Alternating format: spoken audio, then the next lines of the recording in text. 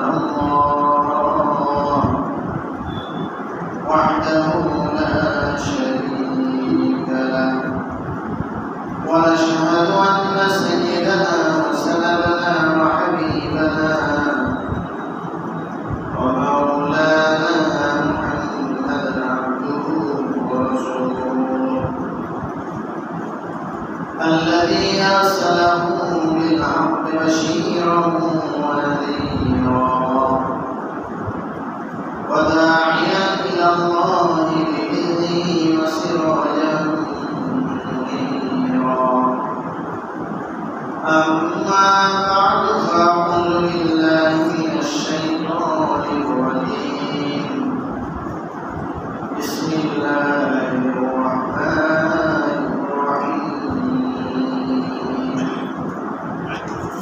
وعد الله الذين آمنوا منكم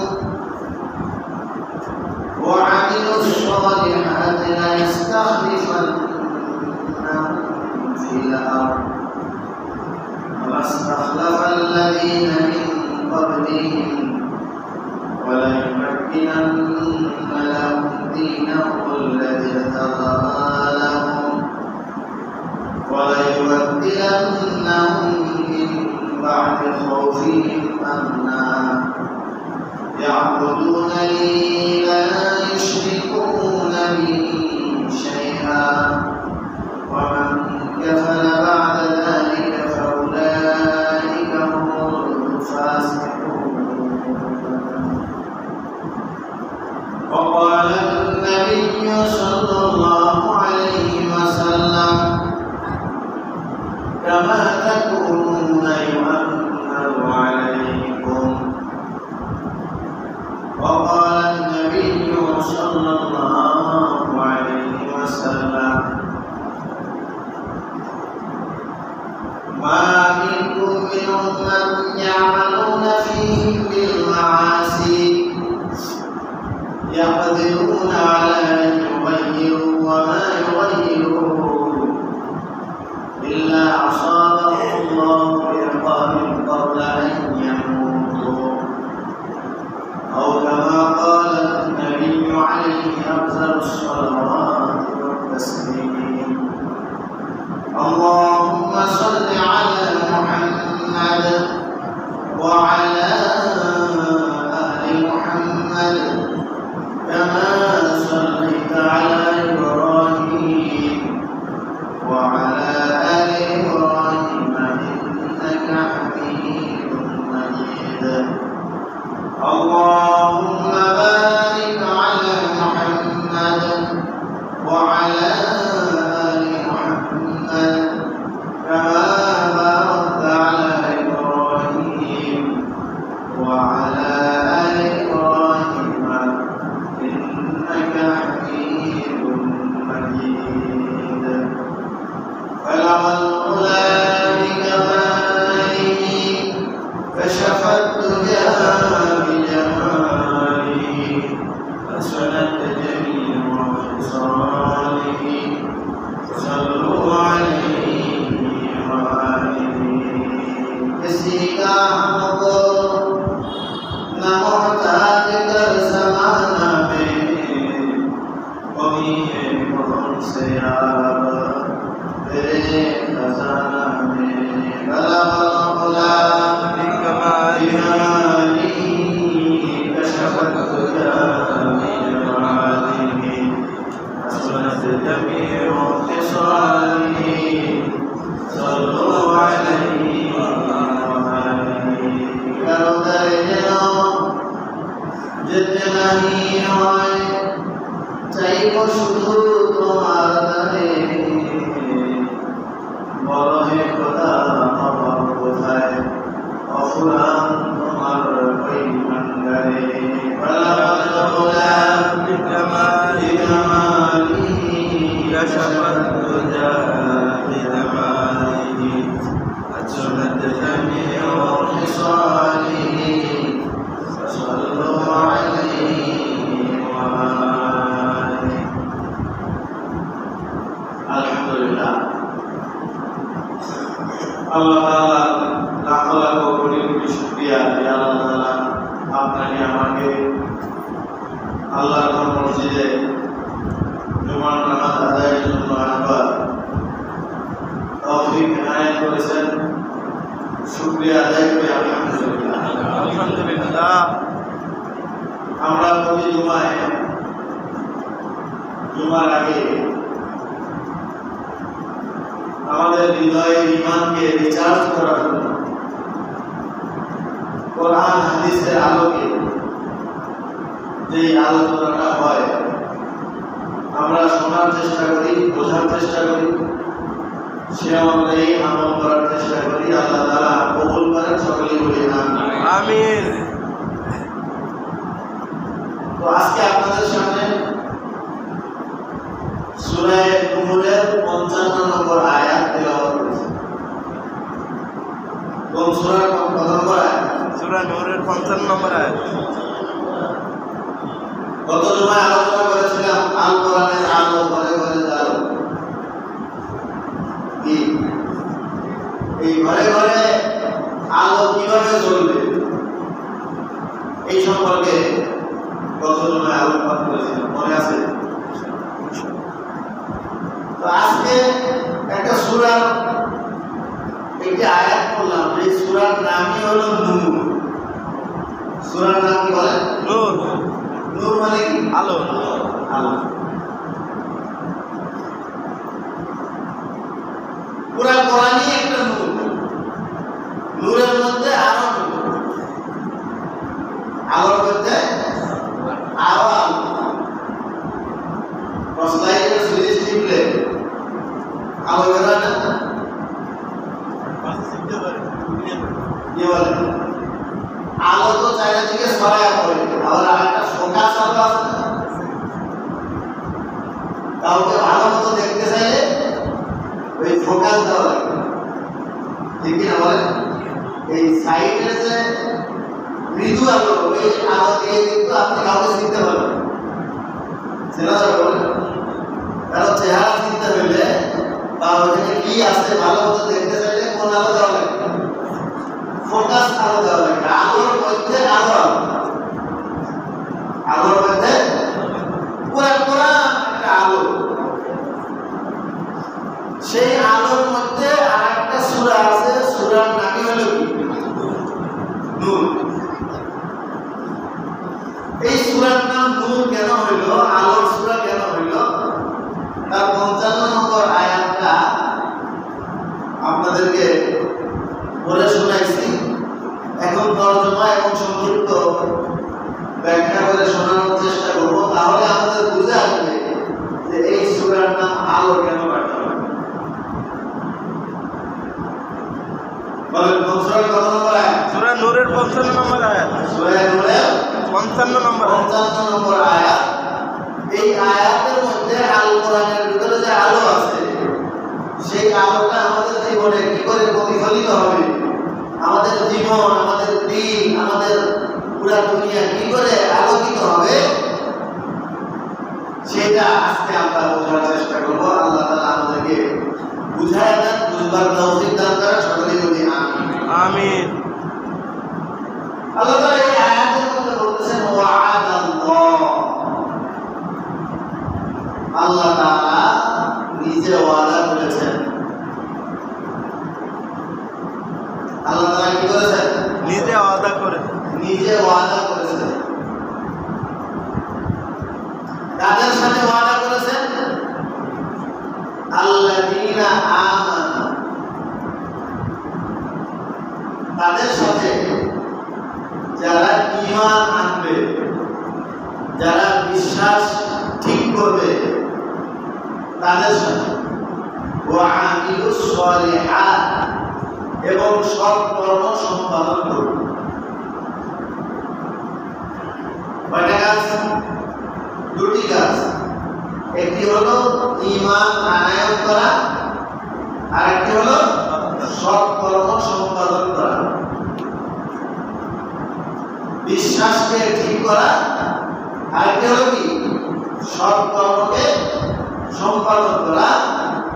এই দুটি কাজ যদি কেউ করে, আল্লাহ তাআলা তাদের সাথে অঙ্গীকার করতেছেন, ওয়াদা করতেছেন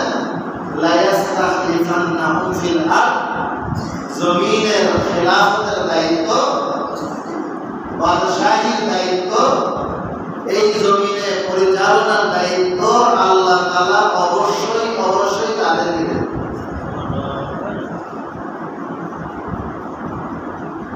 জমিন কার? ধরে বলেন জমিন কার? আল্লাহ। জমিনের মধ্যে যে মানুষগুলো আছে, মানুষগুলোর মালিক কে? আল্লাহ। জমিনের মধ্যে যে সম্পদ আছে, এই সম্পদের মালিক কে? আল্লাহ। জমিনের মধ্যে যে পাহাড় পর্বত, বৃক্ষরাজি, তরুলতা, পশু পাখি, গাছপালা, মাটির নিচের খনিজ সম্পদ, এই সব কিছুর মালিক কে? আল্লাহ। আল্লাহ তাআলা তার মালিক। সুতরাং এখানে কর্তৃত্ব, আধিপত্য, ইখতিয়ার আমার আপনার নাকি আল্লাহ? এই জন্য বলছেন ওয়ালিল্লাহুম্মা মালিকাল মুলক তুতিল মুলকা মান তাশা ওয়া তানজিউল মুলকা মিম্মান তাশা। জমিন আমার, জমিনের সম্পদ আমার, জমিনের বৃক্ষরাজি আমার, জমিনের পাহাড় পর্বত আমার, জমিনের নদী নালা আমার, এই জমিনের মাটির নিচে যত খনিজ সম্পদ আছে সেগুলো আমার, এই জমিনের আধিপত্য আমার। এই জমিন আমি কখন কাকে উঠাবো আর কাকে নামাবো সেই ইখতিয়ারও আমি আল্লাহ। এখানে আর কারো মাথা দেওয়ার সুযোগ নেই।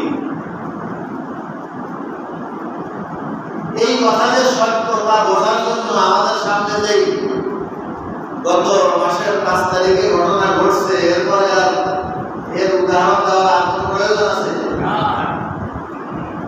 কি বলেন? আল্লাহ যাকে চাইছেন তাকে দিচ্ছেন, আর যাকে চান নাই তারে দেন না।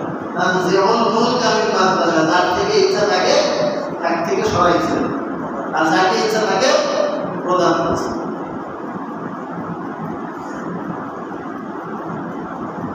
এই কথার অঙ্গীকার কে করেছেন? আল্লাহ করেছেন। এখানে 3টি ধাপ বুঝতে হবে। একটি ধাপ হলো ঈমান, বিশ্বাস কিভাবে অর্জন করা যায়। দ্বিতীয় ধাপ হলো সৎকর্ম কিভাবে সম্পাদন করা যায়। এই দুটি ধাপ হলো শর্ত, আর এর বিনিময়ে যাজা, যেটা বেনিফিট পাবো, আপনি খাইলে পেট ভরবে, ব্যবসা করলে লাভ আসবে, ওষুধ খাইলে অসুখ সারবে, বৃষ্টি নামলে পানি পাবে, রোদ উঠলে গরম লাগবে। তাহলে একটা শর্ত, আরেকটা কি? যাজা, রেজাল্ট। ঈমান আর আমল, বিশ্বাস আর সৎকর্ম যখন আপনি সম্পাদন করবেন, এটা হলো কর্ম, আর ফল হলো লা ইস্তাখলিফান্নাহুম ফিল আরদ। জমিনের রাজত্ব, জমিনের বাদশাহী, জমিনের কর্তৃত্ব আল্লাহ তাআলা অঙ্গীকার করতেছেন আপনাকে দেবেন, খেলাফত আপনাকে দেবেন। এই খেলাফত কি এবং তার অর্জনের ব্যবস্থা কি, এটা হলো তৃতীয় ধাপ। এই 3টি ধাপে যখন আমরা আলোচনা করব, আলোচনা শুনবো, বোঝার চেষ্টা করব, তখন এই আয়াতের মর্মার্থ ইনশাআল্লাহ আমাদের বুঝে আসবে। আল্লাহ আমাদের বুঝবার তৌফিক দান করেন, সকলে বলি আমিন। তাহলে প্রথম ধাপ হলো বিশ্বাস, ঈমান। প্রথম ধাপ কি বলেন? বিশ্বাস। ঈমান ঠিক করতে হবে, বিশ্বাস ঠিক করতে হবে। ঈমান দ্বারা হওয়া লাগে, বেঈমান হওয়া যাবে না। যায়। এখন আমি ঈমানদার কখন হব আর বেঈমান কখন হব, এইটা আমাদের প্রত্যেকটা ব্যক্তিকে পরিষ্কারভাবে বুঝে নিতে হবে এবং অঙ্গীকার গ্রহণ করতে হবে, শপথ নিতে হবে যে আমি ঈমানদারই হব, বেঈমান কখনোই হব না। কি হব বলেন? জোরে বলেন কি হব? ইমানদার। আরো জোরে বলেন কি হব? ইমানদার। কি হব না বলেন? বেঈমান। বেঈমান হব না, বেঈমান হব না। হব না। হব কি? ইমানদার হব। তাহলে আমি একভাবে অগ্রসর হইব। এবার আসেন ঈমান সম্পর্কে। জিবরাইল আলাইহিস সালাম আসলেন, লম্বা হাদিস, ওই লম্বা হাদিসের পুরোটা পড়ার সময় নেই, শর্টে বোঝাচ্ছি। জিবরাইল আলাইহিস সালাম আল্লাহ রাসূলকে এসে জিজ্ঞেস করলেন, ইয়া মুহাম্মদ মাল ঈমান, ও মুহাম্মদ ঈমান কি জিনিস, আখবির, আমাকে খবর দেন। ঈমান কাকে বলে, অমুক তমুক, অমুক ডিকশনারি এত কিছু আপনার কথা লাগতেছে না। ডাইরেক্ট ঈমান সম্পর্কে প্রশ্ন করছে জিবরাইল, আর ঈমান সম্পর্কে উত্তর দিয়েছে মুহাম্মদ সাল্লাল্লাহু আলাইহি ওয়াসাল্লাম। তাহলে এই প্রশ্ন উত্তরের মাধ্যমে ঈমানের যে ব্যাখ্যা আসছে, এই ব্যাখ্যার উপরে পৃথিবীতে আর কোনো ব্যাখ্যা হতে পারে বলেন না? প্রশ্ন করেছে কে? জিবরাইল। ভালো করে মাথার ভিতরে ঢুকে প্রশ্ন করেছেন কে? জিবরাইল আলাইহিস সালাম। আর উত্তরদাতা কে? মুহাম্মদ সাল্লাল্লাহু আলাইহি ওয়াসাল্লাম। যদি প্রশ্নকারীকে ছাত্র মনে করেন, তাহলে জিবরাইলের চেয়ে ভালো ছাত্র এই পৃথিবীতে দ্বিতীয় কেউ নাই। আর উত্তরদাতাকে যদি ওস্তাদ মনে করেন, তাহলে মুহাম্মদ সাল্লাল্লাহু আলাইহি ওয়াসাল্লামের চেয়ে ভালো ওস্তাদ পৃথিবীতে আর কেউ নাই। আবার যদি উল্টাটা মনে করেন, বলে না, জিবরাইল ওস্তাদ হয়ে মুহাম্মদকে ছাত্র বানায় ছাত্রের উত্তর ঠিক হচ্ছে কিনা তাই জিজ্ঞেস করার জন্য প্রশ্ন করতেছে, এভাবেও যদি ধরে নেন, তাহলে জিবরাইলের চেয়ে ভালো ওস্তাদ পৃথিবীতে আর কেউ নাই। কেন? জিবরাইল ওস্তাদি শিখে আসছে ডাইরেক্ট কার কাছ থেকে? আল্লাহর কাছ থেকে। কার কাছ থেকে? আল্লাহর কাছ থেকে। আবার মুহাম্মদ সাল্লাল্লাহু আলাইহি ওয়াসাল্লামের চেয়ে ভালো ছাত্র পৃথিবীতে আর কেউ নাই। তার কারণ হলো, যিনি শ্রেষ্ঠ মানব, সৃষ্টির সেরা, যে মানবতার সেরা, সৃষ্টির সেরা, সে কি ছাত্রদের সেরা হবে না? সুতরাং সেরা ওস্তাদের কষ্ট সেরা ছাত্র দিছে। এই উত্তরের মাধ্যমে ঈমানের যে ডেফিনেশন, ঈমানের যে বিশ্লেষণ আমরা পাবো, এর চেয়ে ভালো বিশ্লেষণ আর পৃথিবীতে আর কিছু হতে পারে না। সুতরাং ওইটা যদি আমরা গ্রহণ করতে পারি, নিজেদের জীবনে প্রস্ফুটিত করতে পারি, বাস্তবায়িত করতে পারি, তাহলে ঈমানদার হওয়ার ব্যাপারে আমাদের মধ্যে আর কোনো সন্দেহ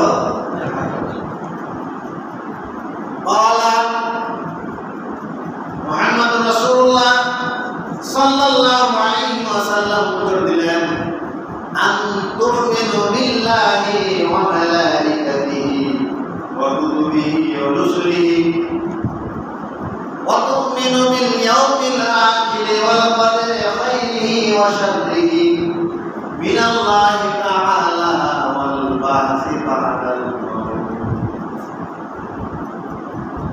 মাউত। সাতটি বিষয় রয়েছে। এই সাতটি বিষয়ের বিশ্বাস যদি তোমার অন্তরে থাকে, তাহলে তুমি ঈমানদার। আর এই সাতটি বিষয়ের বিশ্বাস যদি তোমার অন্তরে না থাকে, তাহলে তুমি ঈমানদার হতে পারবে না। কয়টি বিষয় বলেন? কয়টি বিষয়? সাতটি বিষয়ের বিশ্বাস যদি তোমার অন্তরে থাকে, তাহলে তুমি ঈমানদার। আর এই সাত বিষয়ের বিশ্বাস যদি তোমার অন্তরে না থাকে, তাহলে তুমি ঈমানদার হতে পারবে না। সাতের থেকে যদি একটাও মিস হয়, তাহলে তুমি দেখবে কথা বলছি না। টাটা কেবল বলে যেই তারের ভিতর দিয়ে ডাটা ট্রান্সফার হয়, মোবাইল থেকে কম্পিউটারের ভিতরে ছবি নিয়ে যায় না, কম্পিউটার থেকে মোবাইলের ভিতরে ছবি আনে না, ওই তারটা একটু মোটা থাকে, ঠিক কিনা? কম্পিউটার থেকে প্রিন্টারের ভিতরে ছবি ট্রান্সফার করে, প্রিন্টার থেকে কি করে? প্রিন্ট বের হয়। এই তারগুলো কি থাকে? মোটা থাকে। ওই এক তারের ভিতরে আলাদা আলাদা ৫টা ৬টা কি থাকে? তার থাকে। কোনো একটা তার যদি ফিউজ হয়, ডাটা কেবল পুরাটাই বাদ দিতে হবে। ওই জায়গা খুঁজে বাইর করে রিকভার করার কোনো সুযোগ নেই। এখন যেহেতু প্রযুক্তির জামানা, এই জন্য প্রযুক্তি দিয়ে বুঝাই না। ঈমানের 7 বিষয় হলো ডাটা কেবলের 7টা তার। কোনো একটা জায়গায় যদি আপনার ফিউজ হয়ে যায় তাহলে পুরা ঈমান বাতিল। পুরা ঈমান কি বাতিল। বাতিল। বলে না আমি তো আল্লাহতে খুব ভালো বিশ্বাস করি, কিন্তু ফেরেশতা অত আমার বুঝে আসে না। তাহলে ঈমানদার না বেঈমান? বেঈমান। আল্লাহ ভালো বুঝি, কিন্তু হাদিস সুন্নাহ এত আমি বুঝি না, আমার ভালো লাগে না। বাংলাদেশের একজন বড় পীর সাহেব, ইদানি তার নাম সাধু বাবা। হ্যাঁ, দরবেশ বাবা না? দরবেশ বাবা না? এই দরবেশ বাবা কইল যে কোরআনটা আমি বিশ্বাস করি, কিন্তু সুন্নতে আমার সমস্যা আছে। এই জন্য দেখছেন না দাঁড়িয়ে গেছে ছিল। কি বলেন, ঈমানদার না বেঈমান? বলেন কেন? ওই যে ডাটা কেবলের একটা ফিউজ হয়ে গেছে। ডাটা কেবলের একটা কি হয়ে গেছে? ফিউজ হয়ে গেছে। এই ওনার এই ওয়াজটা সব জায়গায় ভাইরাল আছে। আমি কোরআনটা বিশ্বাস করি, কিন্তু সুন্নতে আমার সমস্যা আছে, তবে সহিহ হাদিস তো না। এর মানে কি? ডাটা কেবলের একটা কি হয়ে গেছে? ফিউজ হয়ে গেছে। এই জাতীয় ফিউজওয়ালা ইমানদারের লেবাসে বেঈমান দিয়ে আমাদের সমাজটা ভরে গেছে। আমাদের খুঁজে খুঁজে বাইর করে এই বেঈমানদের শাস্তি দেওয়ার আর দরকার নাই, পরিবেশও নাই। এখন আমরা সকলকে আহ্বান করতেছি, তোমার যদি ফিউজ হয়ে থাকে ওইটাকে ফেলাই দিয়ে তুমি নতুন করে আবার ইমানদার হও, নতুন ডাটাকে বলবে। ঠিক আছে? বলেন আমানতু বিল্লাহি ওয়া মালাইকাতিহি ওয়া কুতুবিহি ওয়া রুসুলিহি ওয়াল ইয়াউমিল আখির ওয়াল কদরি খাইরিহি ওয়া শাররিহি মিনাল্লাহি তাআলা ওয়াল বা'থি বা'দাল মাউত। কোন সময় কার ওয়াজ শুনি না, ডাটা কেবল ফিউজ হয়েছে জানি না, আজকে এই কালিমা পড়ার মাধ্যমে নতুন ডাটা কেবল দিলের ভিতরে ইনস্টল করে সংযোগ হয়ে গেল। এখন থেকে আমরা কি ঈমানদার? বলেন এখন থেকে আমরা কি ঈমানদার। যদি কারোর ভিতরে এরকম 7 বিষয়ের ঈমানের ব্যাপারে কোনো ঝামেলা থাকে, তাকে এই ঈমানের মুফাসসালটা করায়া নতুন করে ঈমানদার বানায় দেবে, তাহলে আর কোনো ঝামেলা থাকবে না। তোমার ডাটা কেবল পুরানো হয়ে গেছে, তো এখানে ডিস্টার্ব থাকতে পারে। এই জন্য সব পাঠ তুমি নতুন করে 7 বিষয়ের ঈমান পরিষ্কারভাবে দিলের ভিতরে ধারণ করো। বলেন 1 নাম্বার কি? আল্লাহ। 1 নাম্বার কি? আল্লাহ। আমি আল্লাহতে বিশ্বাসী, তার ভিতরে কোনো সন্দেহ নেই। খাওয়ানেওয়ালাকে আল্লাহ, বাঁচানেওয়ালাকে আল্লাহ, ইজ্জত দেনেওয়ালাকে আল্লাহ, বেইজ্জত করনেওয়ালাকে আল্লাহ। সুতরাং আল্লাহ ছাড়া আমি আর কারো পূজা করি না। না কোনো দেশ, না কোনো দেশের সম্রাট, সে যত বড়ই হাম্বরমিয়া গিরি দেখেন না কেন, তোমার কোনো আসমত বরত্ব আমার অন্তরে জায়গা না। এইটা যদি তোমার ভিতরে থাকে, তুমি যত ক্ষুদ্রাতি ক্ষুদ্র হও না কেন, আল্লাহ তাআলা তোমাকে বড় বানাবে। তার প্রমাণ হলো এই ছাত্র আন্দোলনের ছোট ছোট মানুষ আল্লাহর উপর ভরসা করে নামছিল, তো আশেপাশে চাইলে থেকে ভারতের মতো এত বড় শক্তিশালী দেশ, যেখানে সরকার বসায়া গোয়েন্দা স্যাটেলাইট দিয়ে পুরা বাংলাদেশের রন্ধ্রে রন্ধ্রে তার শাসনকে সুদৃঢ় করেছিল, সব জায়গা থেকে আলহামদুলিল্লাহ এখন লেজ গুটায় পালাইতে বাধ্য হচ্ছে। ক্ষুদ্র কিছু ছাত্র স্কুল কলেজ ইউনিভার্সিটি মাদ্রাসার ছাত্রদের এক হুঙ্কারের বদৌলতে বলেন আলহামদুলিল্লাহ। কারণ কি, এরা কোনো রাজনৈতিক বড় পদ পাওয়ার আশায় মাঠে নামে। এটা যদি কোনো রাজনৈতিক দল নামতো তাহলে বলতাম যে এরা রাজনৈতিক পদ পজিশন পাওয়ার আশায় নামছে।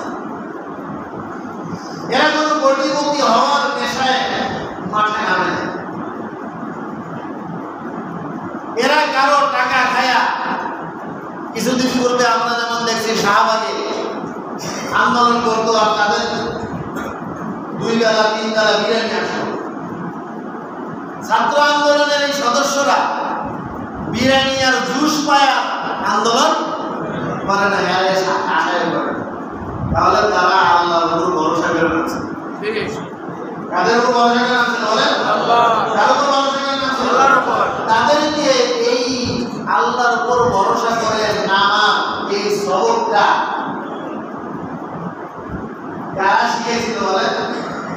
এ দেশের আলেম ওলামারা শিখাইছিল, কোরআন ওয়ালারা শিখাইছিল। হয়তো বলবেন যে তাদের নেতৃত্ব দিয়েছে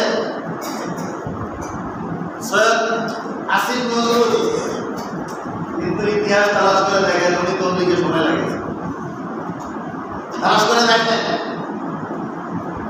এবং এই ঢাকা ইউনিভার্সিটি বলেন, রাজশাহী ইউনিভার্সিটি বলেন, এই ইউনিভার্সিটির যে সমস্ত ছাত্ররা নামাজ পড়ে, যাদের মুখে দাঁড়িয়ে আছে, যারা সত্য কথা বলে, যারা আড্ডাবাজ নয়, যারা নারী নিয়ে মদ নিয়ে জেনা নিয়ে সেঞ্চুরি করে না, দেখেন তারা কাদের সাথে ওঠা বসা করে।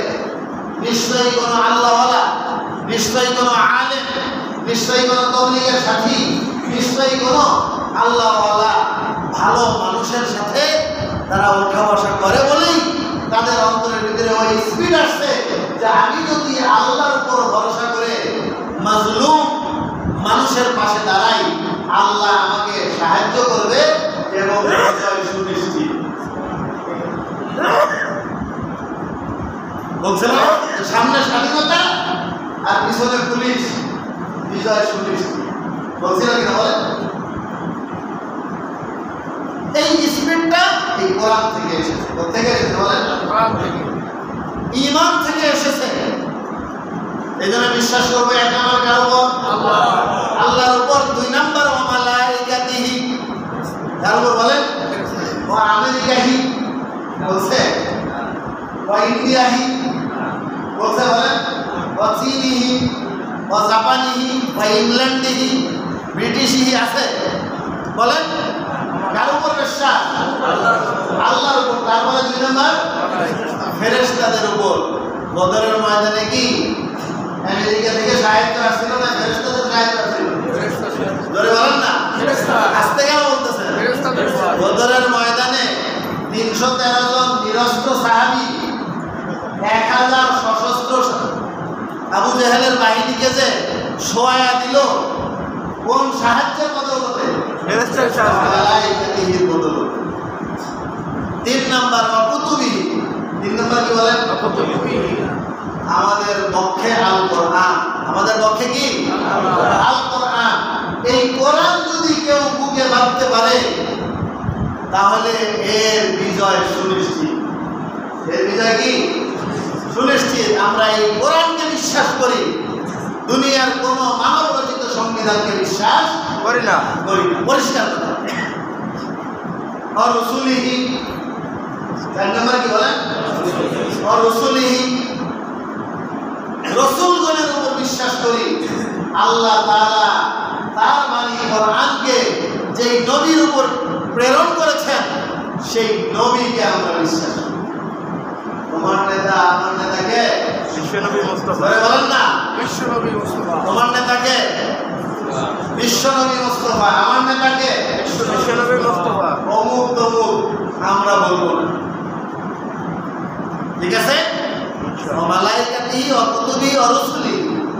সুতরাং আমার রাজনীতি হবে নবীর আদর্শে, আমার অর্থনীতি হবে নবীর আদর্শে, আমার সমাজনীতি হবে নবীর আদর্শে, আমার ব্যবসা বাণিজ্য হবে নবীর আদর্শে, আমার অর্থ ব্যবস্থা ব্যাংকিং সিস্টেম হবে নবীর আদর্শে।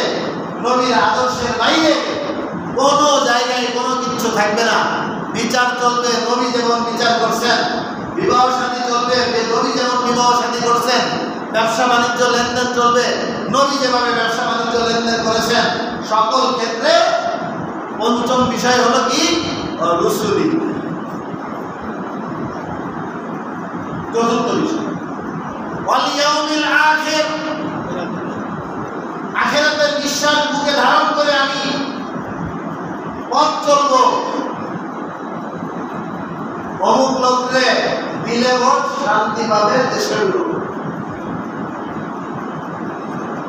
দুনিয়াতে না আখিরাতে? বলেন দুনিয়াতে। আখিরাতের কথা তারা কয় না। আচ্ছা, দুনিয়াতেই তারা শান্তি দেওয়ার মানে অঙ্গীকার করছিল। একবার এই পিঠে ভোট দিচ্ছেন, আর একবার ওই পিঠে ভোট দিচ্ছেন। স্বাধীনতার পর থেকে নিয়ে এই যে কত বছর চলে গেল, এই 53 বছর চলে গেল, কাকে ভোট দিয়ে আপনারা শান্তি পাইছেন? কম দেখি পাওয়া গেছে? কাউকে ভোট দেওয়া লাগবে না, কোরআনকে ভোট দেন। রসুলের আদর্শ নিয়ে যারা চলে তাদেরকে ভোট দেন। যারা শুধু দুনিয়ার মোহ নিয়ে চলে না, আখিরাতের ফিকির নিয়ে চলে, তাদেরকে ভোট দেন। কি বলেন? এই যে চুরি চামারি গুলো চলছে, এই যে মানি লন্ডারিং গুলো চলছে, এই যে জুলুম নির্যাতন চলছে, আপনারাই বলেন না, বুকে হাত দিয়ে বলেন, এদের অন্তরে যদি আখিরাতে ধরা পড়ার চিন্তা থাকতো এগুলো করতে পারত? আখিরাতের ফিকির ছাড়া আল্লাহর কাছে ধরা করতে হবে এই চিন্তা যাদের মাথায় নাই, তারা কোনদিন যত বড় ওয়াদাই আপনাদের সাথে করুক না কেন, সুযোগ পাওয়ার পরে কোনদিন চুরি থেকে বাঁচতে পারবে। তওবা করবে যে আমারে ভোট দেন, জীবনে আমি কোনদিন চুরি করবো না, আমি একবারে দেশের সেবা করে দুনিয়াটারে জান্নাত বানায় ফেলবো, আমি একবারে পবিত্র। কিন্তু যখন চিন্তা করবে যে আমি তো লিডার হয়ে গেছি, এখন যদি রিক্সাওয়ালাদেরকে বলি যে রোডের এদিকে যাইতে হলে তোমার 50 টাকা দেওয়া লাগবে, শুধু ধরে দেবো আর 50 টাকা করে আসতে থাকবে। অমুক রোডের যত অটো যাবে আমার সামনে দিয়ে সবাই 100 টাকা করে দিতে হবে, শুধু ধরবো আর কাউন্টার বসায় দেবো, টাকা আসতে থাকবে। এই চিন্তা যখন মাথায় থাকবে যে ক্ষমতা তো এখন আমার, যেই সিস্টেম করবো ওই সিস্টেমে আমার পকেট ভারী নিতে থাকবে।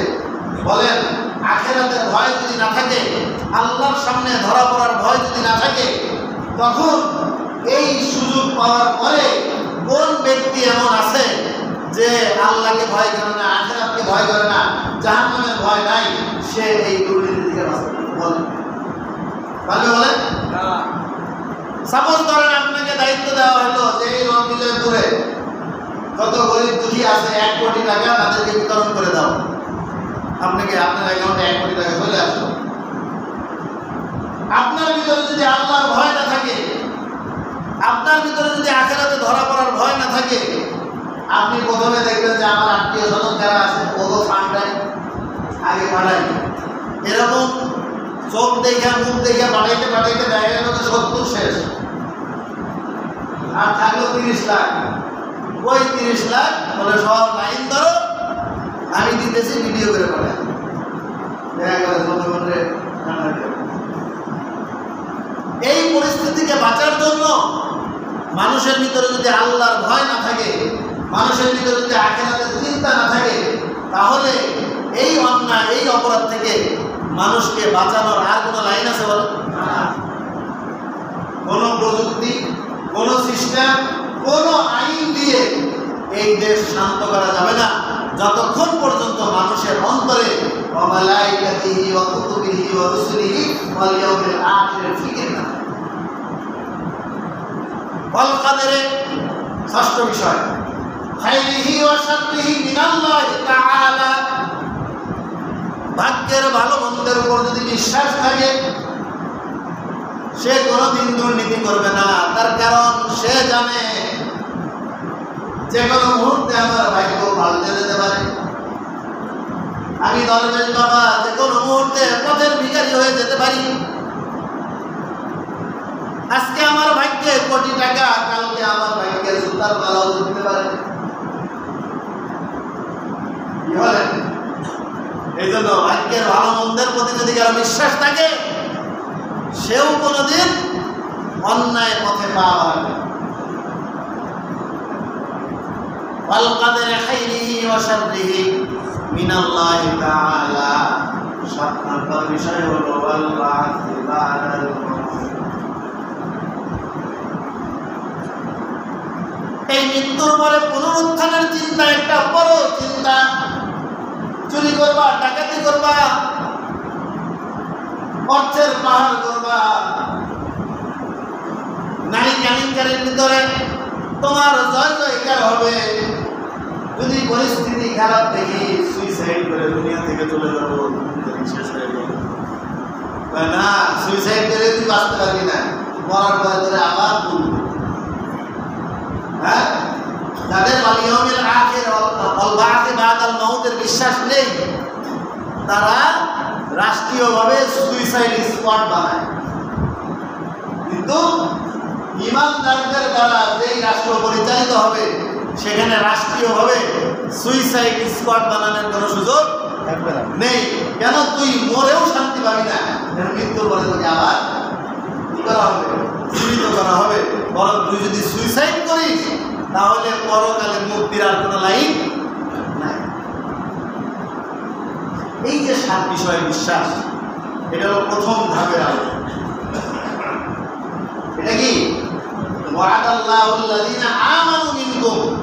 2 নম্বর হলো ওয়া আমিলুস সালিহাত, সৎ কর্ম করতে হবে।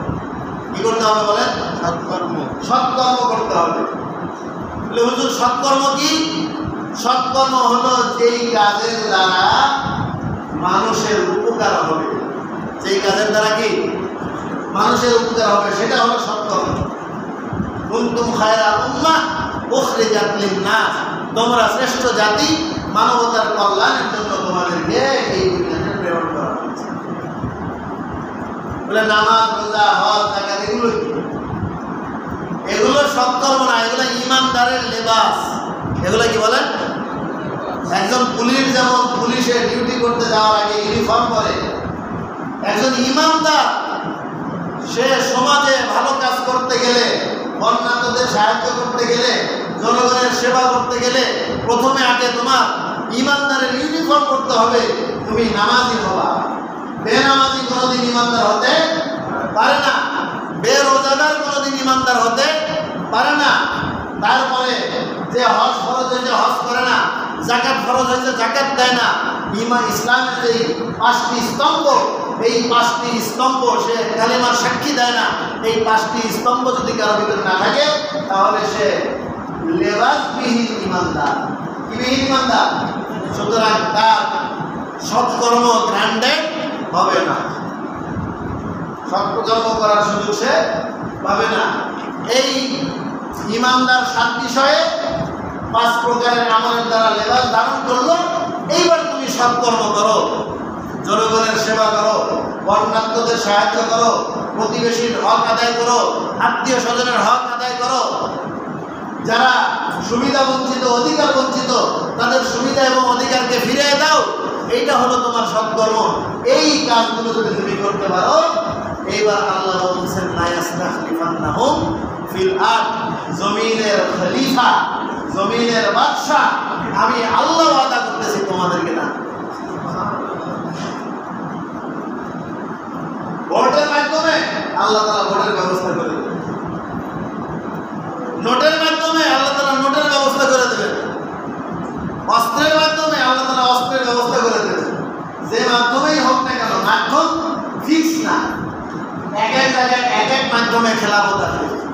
কোথাও সশস্ত্র জেহাদের মাধ্যমে খেলাফত আসবে, কোথাও বিপ্লবের মাধ্যমে, গণ অভ্যুত্থানের মাধ্যমে খেলাফত আসবে, কোথাও বা নির্বাচনী যুদ্ধের মাধ্যমে খেলাফত আসবে, কোন পদ্ধতিতে আসবে সেটা আল্লাহ তাআলাই ভালো জানেন। বাকি খেলাফত দান করবেন কে? আল্লাহ। কিভাবে দেবেন সেটা আল্লাহ ভালো জানেন, কিন্তু তোমাকে এই শর্তগুলো পূরণ করতে হবে। ইমানদার হওয়া লাগবে। ইমানদারের লেবাস যেটা 5 কাজ, নামাজ, রোজা, হজ, যাকাত, শাহাদাতাইন, এটা ঠিক করতে হবে।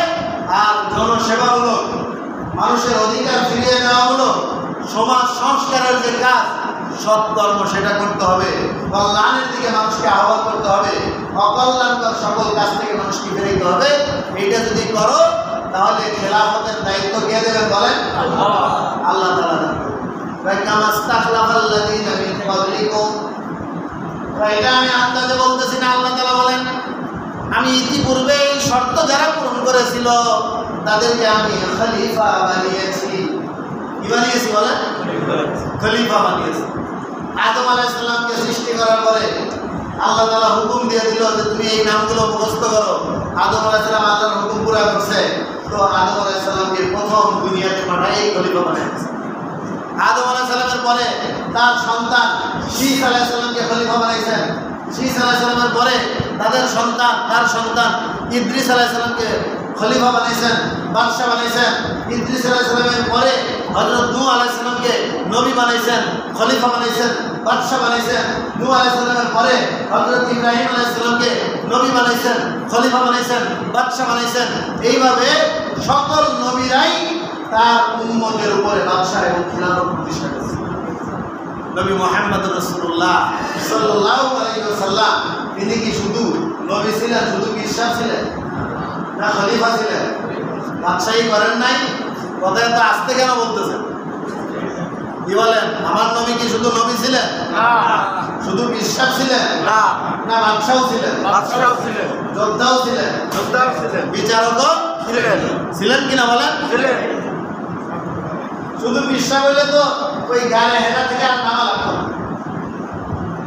যার যত সমস্যা আছে চলে আসবে, আমি ফু দিয়ে দেবো, সমাধান হইব। তো মানুষ সমস্যা সমাধানের জন্য ওই গায়ে হেরা জামালের নূরের উপর উঠতো। এখনো আমাদের দেশে কিছু কিছু বিশ্বাস আছে, পাহাড়ের চূড়ায় বসে থাকে, আর মানুষ তাকে সমস্যা নিয়ে ওইখানে যায়, ফু দিয়ে দেয়, হাদিয়া দোয়া দিয়ে দেয়, বিশ্বাসের বিক্রি ব্যবসা ভালোই চলবে। আছে না নাই বলেন? নবী এমন পীর ছিলেন না, নবী ফুও দিয়েছেন আবার তলোয়ারও চালিয়েছেন। এক সাহাবী যুদ্ধ করে আসছেন, ঠ্যাং ভাঙ্গা।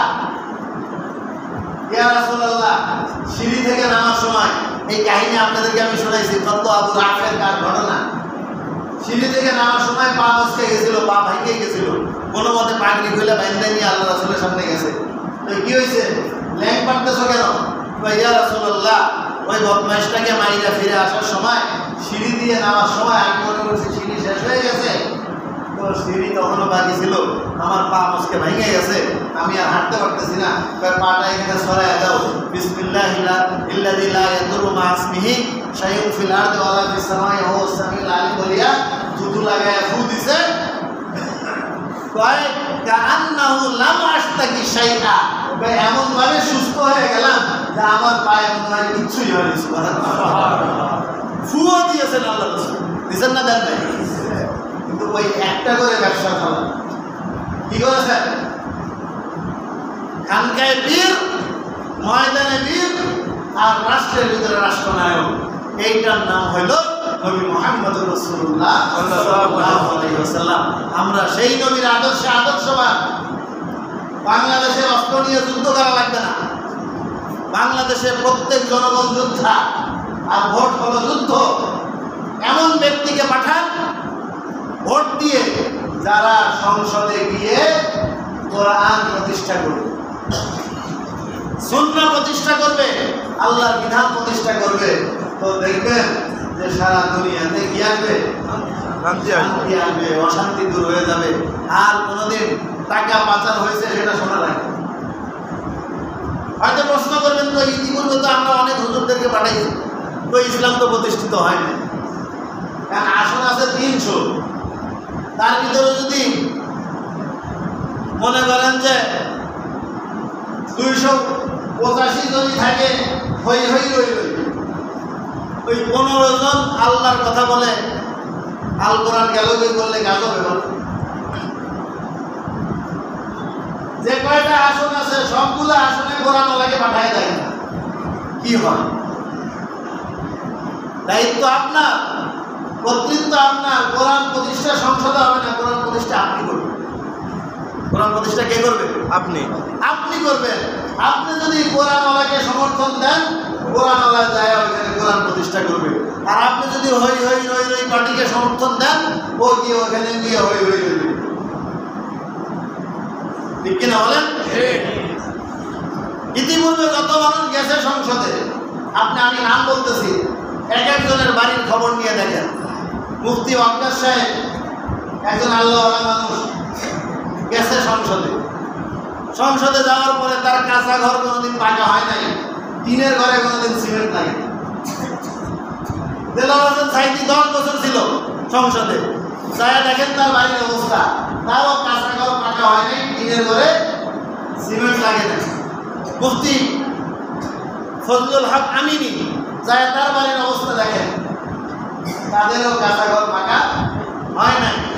কয়টার নাম বলবো? আর এই হই হই রই রই পার্টির খবর দেন, সংসদে যাওয়া লাগবে না, তাদের গ্রাম্য সংসদের চেয়ারে যখন বসছে তো তাদের কোটি কোটি টাকা ফান্ড জমা হয়। সুতরাং আর কেমনে বুঝাইতাম কম, আমরা আর কিচ্ছু চাই না, কোরআন চাই। আমরা আর কিচ্ছু চাই না, ইসলাম চাই। আমরা আর কিচ্ছু চাই না, আল্লাহওয়ালা মানুষের নেতৃত্ব করতে চাই। এই কথার উপরে নিজেও অটল থাকেন, আর যারা এখনো বুঝতেছে না তাদেরকে ডোর টু ডোর, ঘর টু ঘর বোঝানোর চেষ্টা করেন। ইনশাআল্লাহ আপনাদের দ্বারাই এই জমিনে আবারও খান জাহান রহমতুল্লাহি আলাইহি সেই খেলাফত ফিরে আসবে, আবারও শাহজালাল ইয়ামানি রহমতুল্লাহি আলাইহি সেই খেলাফত ফিরে আসবে। একদম টেকনাফ থেকে তেতুলিয়া পর্যন্ত কোনো চোর খুঁজে পাবেন না, কোনো ডাকাত খুঁজে পাবেন না, কোনো সন্ত্রাস খুঁজে পাবেন না। সেই পরিবেশ বানানোর দায়িত্ব আল্লাহ তাআলা আমাদেরকে বুঝবার তৌফিক দান করেন। আমি ইতিপূর্বে আলহামদুলিল্লাহ এই বাগেরহাটে বড় বড় ওলামায়ে কেরামকে দাওয়াত দিয়ে নিয়ে এসেছিলাম। 11 সালে আল্লামা আহমদ শফি সাহেব এসেছিলেন, ওই সময় মাহমুদ হক সাহেব আসছিলেন। 12 সালে আল্লামা আহমদ শফি সাহেব আসছিলেন, জুনায়েদ বাবুনগরী সাহেব আসছিলেন, মাহমুদ হক সাহেব ওই বছর আসছিলেন। সেই 12 সাল থেকে নিয়ে এই 2024 সাল পর্যন্ত এনাদেরকে আর বাগেরহাটে আনার সুযোগ হয় নাই। আলহামদুলিল্লাহ আগামী বৃহস্পতিবার আমাদের এই যে জেলা পরিষদ অডিটোরিয়ামে আল্লামা মামুনুল হক সাহেব আসতেছে। তারা নির্যাতন ভোগ করছেন, কি হয়েছে না হয়েছে এখন আর বলতেছি না। আপনারা সেদিন যাবেন, মামুনুল হক সাহেবের বয়ান শুনে বুঝবেন যে আমাদের আসলে সামনে কি করা উচিত। আমি যেভাবে বুঝাইলাম, আমি আশা করি আমার চেয়ে আরো সুন্দরভাবে, আরো ভালোভাবে আপনাদেরকে উনি বুঝাইতে সক্ষম হবেন যে এই ক্রাইসিস পিরিয়ডে, এক ক্রাইসিস পিরিয়ড থেকে আল্লাহ তাআলা উত্তরণ দিয়েছেন, তারপরেও কিন্তু ক্রাইসিস দূর হয় নাই। কি বলেন, ক্রাইসিস দূর হয়েছে না? আপনার যদি আজকে শুক্রবার আপনাদের এই যে দরকার হাটের ভিতরে যদি আপনার মোবাইল হারায় যায়, খুঁজে পাওয়ার আশা কার কার আছে? আছে বলেন না। কিন্তু আপনি যখন কোরআনওয়ালারা সংসদে যাবে, I can challenge about it, আপনার ওই মোবাইল হারানোর 1 ঘন্টার ভিতরে আপনার অন্য কোনো নাম্বারে কল আসবে যে আপনার মোবাইলটা আমার কাছে আছে, দয়া করে নিয়ে যান, অথবা আপনার ঠিকানা হবে আমি পৌঁছাই। ওই দিন যখন হবে তখন আমরা বলবো যে বাংলাদেশের ক্রাইসিস চলে গেছে। আচ্ছা বলেন, মোবাইল হারাইলে প্রশাসন যদি এই মোবাইলকে খুঁজে বাইর করে দিতে চায়, পারবে না পারবে? একটু চিন্তা করে বলেন তো, পারবে না পারবে? মোটরসাইকেল হারাইলে প্রশাসন যদি এই মোটরসাইকেল খুঁজে বাইর করে দিতে চায়, পারবে না পারবে না? পারবে। কিন্তু চোরদের সাথে যদি তাদের যোগাযোগ থাকে যে আমার অমুক জায়গা থেকে মোটরসাইকেলটা চুরি করতে চাচ্ছি, অমুক জায়গায় নিয়ে বিক্রি করতে চাচ্ছি, এতে আমার 1 লাখ টাকা লাভ হবে, 50,000 টাকা তুমি পাবে, তাহলে এই মোটরসাইকেল আপনি সারা বছর যদি মামলা চালান এই মোটরসাইকেল পাওয়ার কোনো সম্ভাবনা আছে না। সুতরাং আল্লাহর ভয় যতদিন পর্যন্ত মানুষের অন্তরে না আসবে আর ভয় আল্লাহরা যতদিন পর্যন্ত দায়িত্ব না পাবে ততদিন পর্যন্ত এই ক্রাইসিস কোনোদিন দূর হবে না। আল্লাহ তাআলা আমাদেরকে বুঝবার আমল করার তৌফিক দান করেন। যাদের সুন্নাত বাকি আছে বলে